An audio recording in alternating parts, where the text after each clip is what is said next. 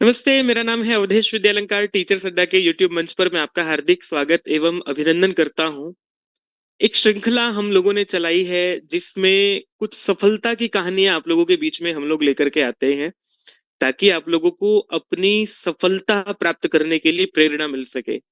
ये अलग-अलग एग्जाम्स के लिए है, तो मैं आज एक ऐसी सफलता की कहानी लेकर के आया हूँ, जो सीटेट एग्जाम से है। सीटेट का एग्जाम अभी-अभी हुआ था, उसका रिजल्ट अभी-अभी आया है। और उस रिजल्ट में बहुत सारे लोगों ने वो एग्जाम क्वालिफाई किया है। हमारे साथ तैयारी करने वाले जो लोग रहे हैं उसकी उनमें सफल होने वालों की संख्या बहुत बड़ी है।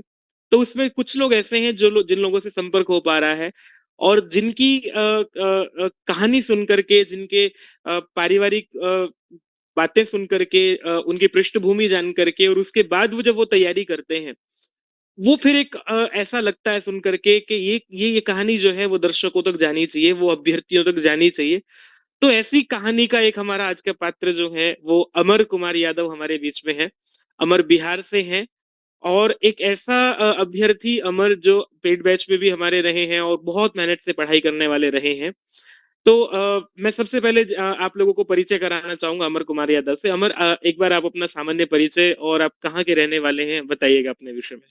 अमर। जी सर, पहले तो आपको प्रणाम। मैं अमर कुमार, बिहार का पूर्णिया जिला से हूँ। वैसे तो घर सर मेरा अररिया डिस्ट्रिक्ट पड़ता है, बट मैं बचपन से ही पूर्णिया जिला में रहता हूँ। जी। जी सर। अमर, आपने क्या-क्या पढ़ाई की है अब तक? जी सर, मेरा यानी कि मैट्रिक इंटर हो गया, उसके बाद डिप्लोमा मैंने डीएलएड किया है, उसके बाद जो है कि अभी पेपर वन के लिए मैंने सीटेट यानी एग्जाम दिया था और वो सर मेरा क्वालिफाई हो चुका है। अच्छा अमर, मैं जैसा देख पा रहा हूँ आपने जो रिजल्ट मुझे भेजा था उसमें आपके 116 नंबर हैं 150 में से। जी तो सर। एक बार अपने अंकों को बताते हुए और लैंग्वेज वन लैंग्वेज टू आपने क्या-क्या सिलेक्ट की थी, थोड़ा सा अपना रिजल्ट के बारे में बताइए एक बार। जी सर, सीडीपी में मेरा यानी कि 23 था सर, और मैथ में भी 23।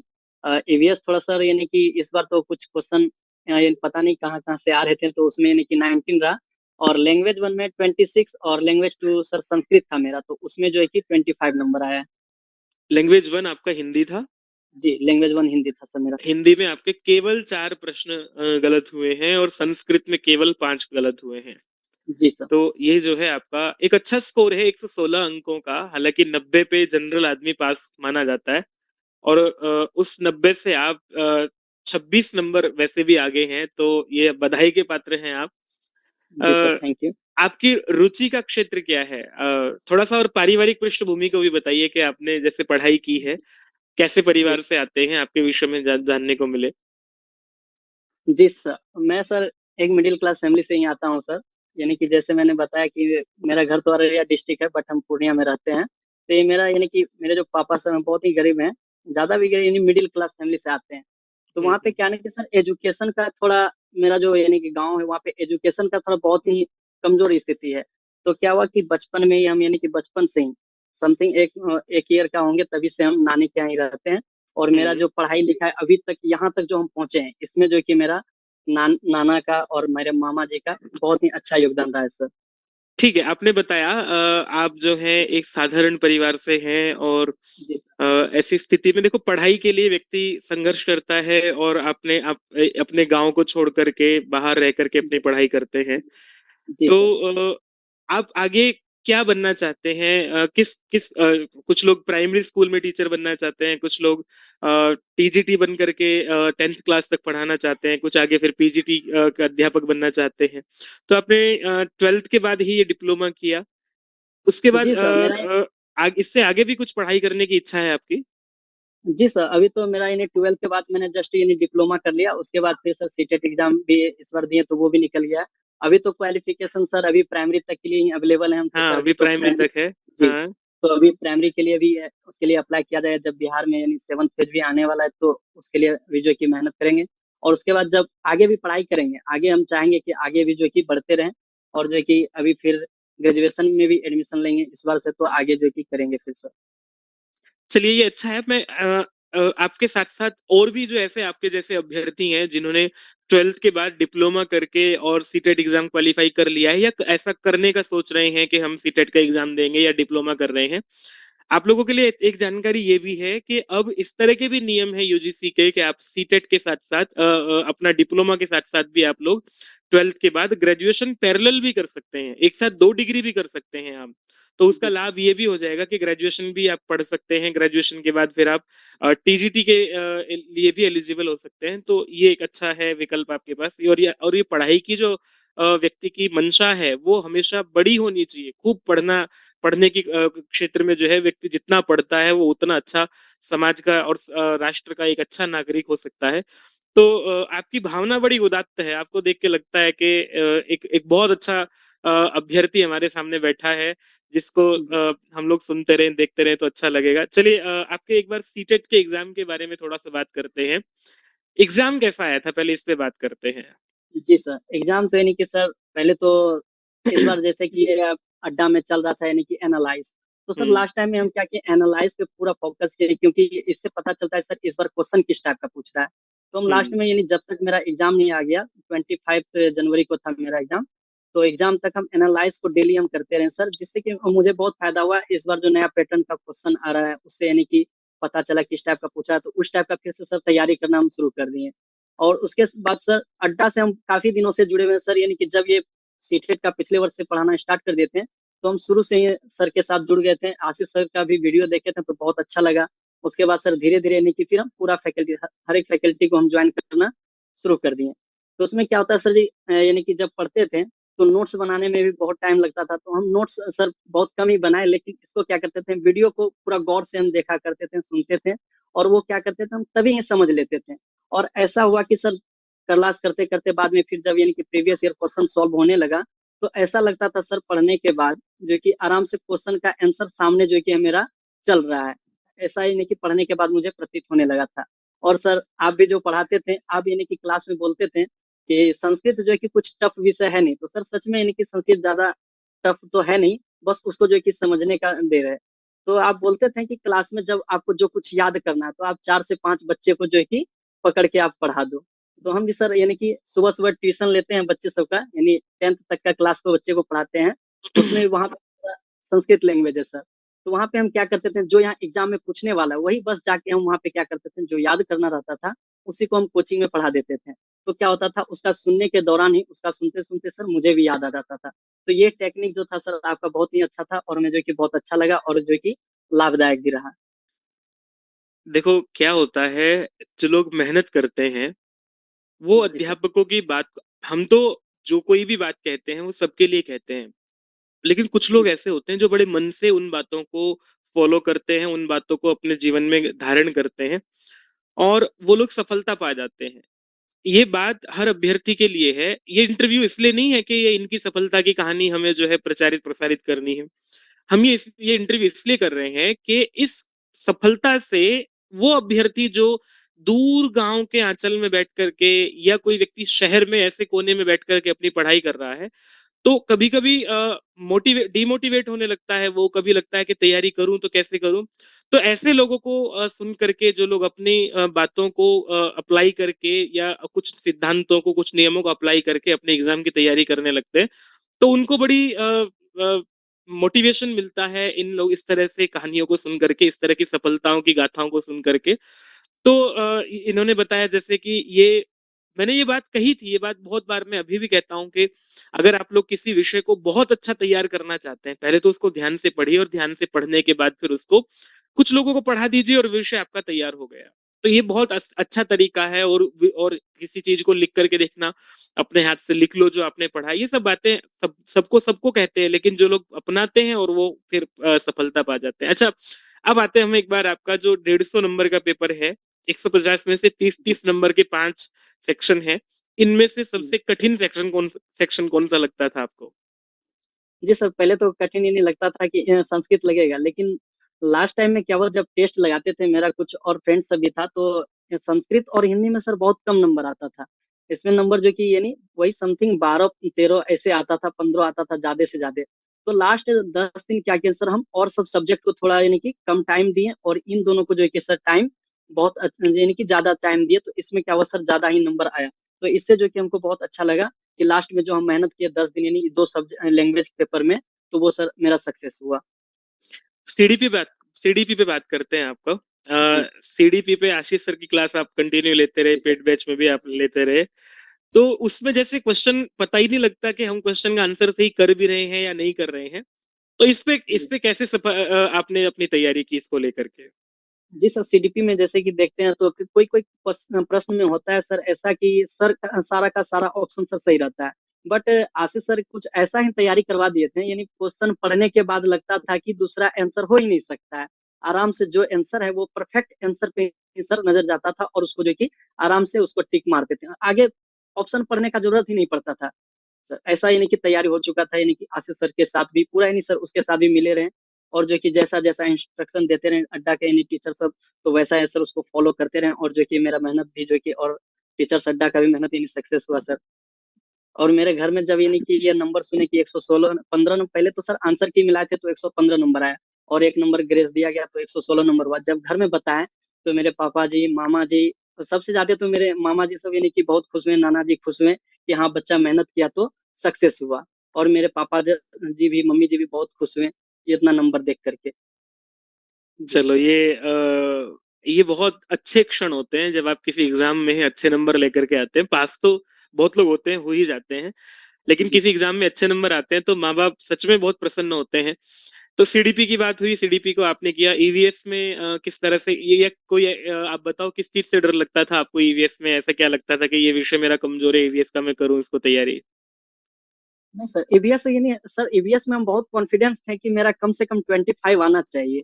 बट वो इसमें पेडागोजी तो पूरा कंप्लीट था ही सर, बट कंटेंट में क्या हुआ कि कंटेंट यानी कि पढ़े ज़्यादा थे, पढ़े तो बहुत थे, यानी प्रीवियस ईयर ऑल कंप्लीट था। बट इस बार क्या हुआ कि ज़्यादातर न्यू क्वेश्चन आ गया, तो सर न्यू क्वेश्चन तो पढ़े थे नहीं और वो अंदर से किस बुक से कहाँ से पूछ रहे थे सर पता नहीं चला, तो इसमें सर थोड़ा कम नंबर आया। तो थोड़ा नहीं तो इसमें भी 25 प्लस ही रहता है मेरा सर, इतना अच्छा से तैयारी किए थे सर इस बार। 19 नंबर और हैं आपके सोलंकी सर भी बहुत ईवीएस में। अच्छा मेहनत किए थे। जी। हाँ। हाँ, सोलंकी सर भी बहुत अच्छे मेहनत किए, बहुत यानी कि कोशिश की कि सारा स्टूडेंट का आ जाए यानी कि 30/30।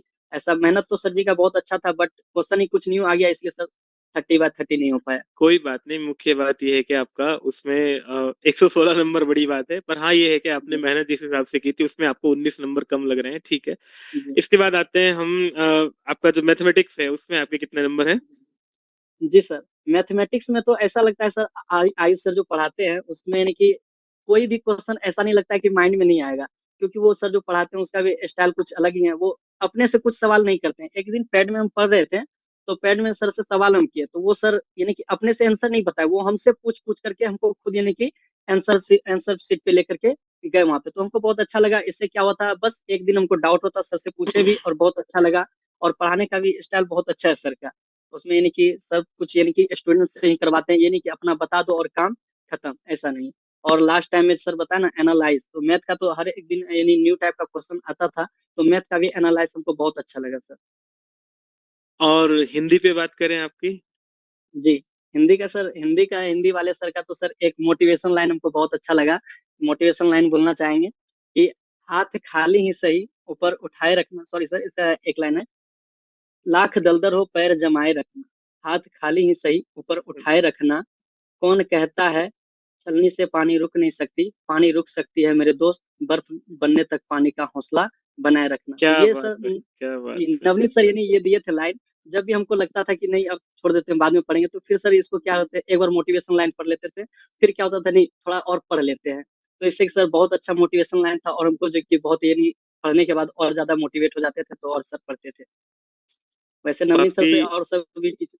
जी सर। हाँ, हाँ, हाँ। तो सभी टीचर्स का देखो ये रहता है जो व्यक्ति तैयारी करता है और जी जैसे आपने पूरा का पूरा अपने आप को अड्डा के परिवार पर पूरा भरोसा करके हम सब लोगों पर भरोसा करके और हमारे निर्देशन में सब लोगों के निर्देशन में आपने तैयारी की। तो ये रहता है कि आप लोग जब तैयारी जी करें ये बात अवश्य ध्यान रखें आप जिसको फिर गुरु मानने लगे उस पर पूरा भरोसा करें। ऐसा नहीं कि कभी कुछ यहाँ से पढ़ लिया कुछ वहां से पढ़ लिया, कहीं से भी पढ़ो। ये मैं ये नहीं कह रहा हूँ कि केवल अड्डा 24/7 से पढ़ो या पेड बैच से पढ़ो या फ्री पढ़ो, कहीं भी पढ़ो। फ्री क्लासेस बहुत हैं यूट्यूब पर, कहीं से भी पढ़ो। लेकिन आप लोग पढ़ो, जिससे भी पढ़ो उस पर पूरा भरोसा करके, मन से विश्वास करके और पूरे मन उनको समर्पित करके फिर उनके साथ तैयारी करो। तो ये देखो ये अभ्यर्थी आपके सामने अमर जी बैठे हुए हैं तो ये इसी तरह से सब बातें बता रहे हैं। संस्कृत पे बात कर लेते हैं। संस्कृत से कितना डर किस तरह का लगता था और वो कैसे कैसे दूर हुआ ये बताना जरा। जी सर, पहले तो सर संस्कृत का पैसेज से इतना बड़ा-बड़ा आता था कि उसको तो समझ नहीं पहले तो पढ़ नहीं पाते थे। पढ़ने का जब क्लास हम रेगुलर ज्वाइन करना शुरू कर दिए, यूट्यूब पे भी फ्री में यानी कि आप करवाते थे, तो वहाँ पे देखते थे पैसेज किस तरह से पकड़ते हैं, कहाँ से किस तरह आंसर की को उठाते हैं, क्या कीवर्ड है, उसको उठाते हैं और उसके बाद आंसर को लगाते हैं। तो सर ऐसा ही किए और उसको फॉलो किए और जो है सर प्रैक्टिस भी हम घर में डेली यानी कि करते थे। हर एक दिन जो कि संस्कृत का भी पैसेज कम से कम बनाते थे, जिससे कि सर बहुत फायदा हुआ। इनकी पैसेज पैसेज में मेरा सर एक भी गलत नहीं है पैसेज सर मेरा। 15 का 15 पैसेज मेरा सही है संस्कृत में। इतना फायदा हुआ सर यानी कि यूट्यूब पे भी क्लास रेगुलर करने से आपका।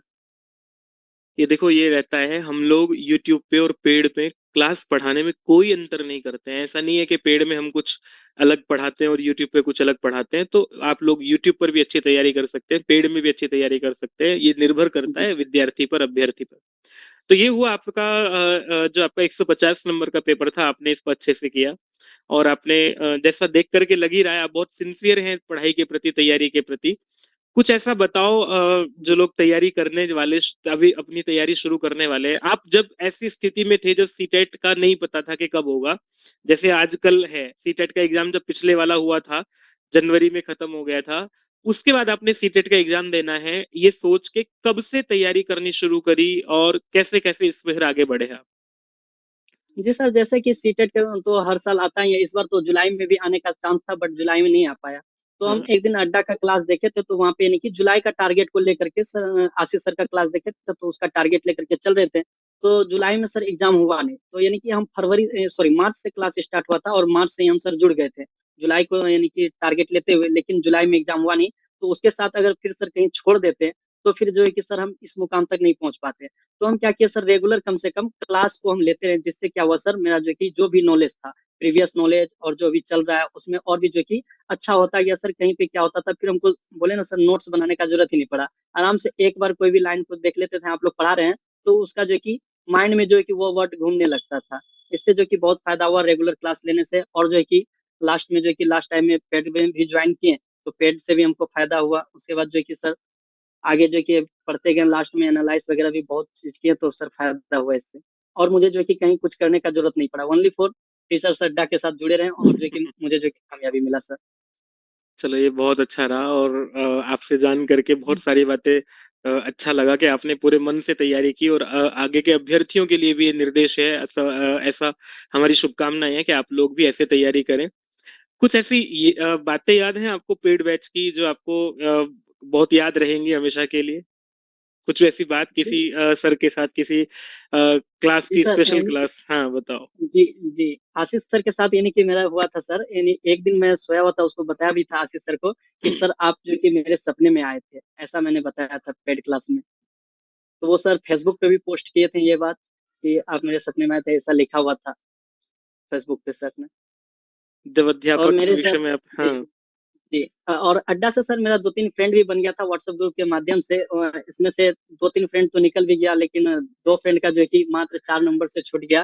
तो सर वो बहुत ही डिप्रेशन में चले गई। तो फिर उसको भी समझाए हम कि नहीं, इस बार नहीं, कोई कोई बात नहीं, इस बार नहीं निकला तो आगे जो है कि नेक्स्ट मेहनत करना है अच्छे से और जो है कि अच्छे से निकालना है, उसको भी समझाए। तो फिर सर फिर जो है कि अभी वो फिर स्टडी में फिर से लग गया।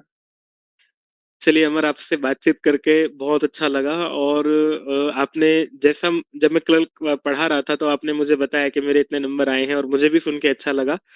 और देखो, जी आप लोग कोई भी अभ्यर्थी, आपके लिए बात जो विशेष यहाँ से सीखनी चाहिए वो ये सीखनी चाहिए कि बस मन होना चाहिए तैयारी करने का, और उसके साथ दृढ़ संकल्प हो। दृढ़ संकल्प के साथ फिर उसको आप बहुत अच्छे से उसकी पढ़ाई करें, तैयारी करें, बिना किसी बाधा के, तो आप निश्चित रूप से पास हो जाएंगे। इसमें कहीं कोई ऐसा वो नहीं है। तो जी सर, एक बात और बताना चाहिए सर। हाँ, बताइए बताइए बताइए। यानी कि जब मेरा सर रिजल्ट यानी कि नंबर जब सबको पता चला कि 116 नंबर आया, तब से यानी कि सर पूछ रहा है कि पढ़ कहाँ से रहे हो। तो ये बात हमको सुन करके बहुत अच्छा लगता है कि ये बात जब पूछता है कि पढ़ते कहाँ थे, तो हम सब सर अब सबको बताते हैं एक बार जो है कि टीचर्स अड्डा पे एक बार क्लास जरूर करके देखे, पता चल जाएगा कि यानी कैसा क्लास होता है। हम पुलिस और सबको ये भी बताते हैं सर कि डीपली अगर पढ़ना है जानकारी के साथ, ऐसे तो एग्जाम सिर्फ पास करने से नहीं होता, जानकारी भी कुछ होना चाहिए।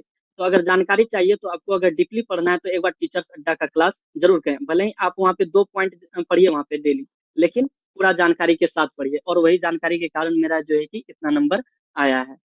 अगर सिर्फ एग्जाम के माध्यम से देखते तो फिर हम भी सर 90 पे जो है कि आउट हो जाते हैं अभी। चलिए अमर, आपसे बहुत अच्छा लगता है जब ऐसे अभ्यर्थी बात करते हैं जो बहुत मन से अपने अध्यापकों के, गुरुजनों के प्रति सम्मान रखते हैं। और मैं ये बहुत शुभकामनाएं और आशीर्वाद भी आपको देना चाहूंगा कि आप शीघ्र ही जी अध्यापक बने और अध्यापक बन करके बच्चों को पढ़ा रहे हो। ऐसे व्यक्ति जी जो बहुत मन से गुरुजनों का सम्मान करते हैं, उन्हें परमात्मा भी खूब आशीर्वाद देते हैं और आपके लिए रास्ता बनाते चलते हैं। आपको बहुत बहुत शुभकामनाएं अमर। और आप बाकी जो अभ्यर्थी देख रहे हैं उनके लिए भी इंटरव्यू बहुत सहायक होगा उनकी तैयारी में। तो अपनी तैयारी करते जी सर। रहिए, टीचर अड्डा के साथ बने रहिएगा। फिर आप लोगों के जी बीच में ऐसा ही कोई कहानी लेकर के आएंगे, अमर जैसे किसी अभ्यर्थी को लेकर के आएंगे जिनकी बातों से आप लोगों को प्रेरणा मिलेगी। तब तक टीचर अड्डा को सब्सक्राइब कर लीजिएगा, जिन्होंने सब्सक्राइब नहीं किया वीडियो को लाइक कर दीजिएगा। और हाँ, अमर से बात करके, अमर का इंटरव्यू सुन के आपको कैसा लगा ये जरूर बताइएगा वीडियो पर कमेंट करके। नमस्ते।